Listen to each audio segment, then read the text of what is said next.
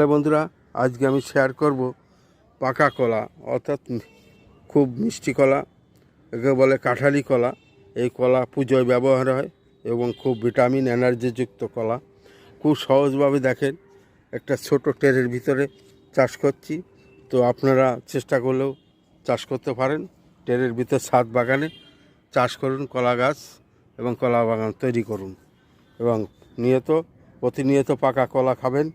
যখন পেকে যাবে রোজ খেতে পারবেন। আবার একটা গাছ লাগিয়েছি, গোড়ার থেকে দেখেন আরও একটা গাছ বেরিয়েছে।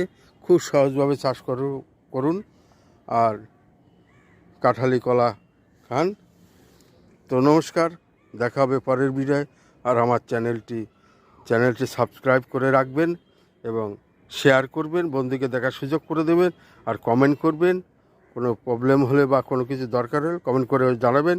নমস্কার, আবার আসবো আমি বাগান কাকু।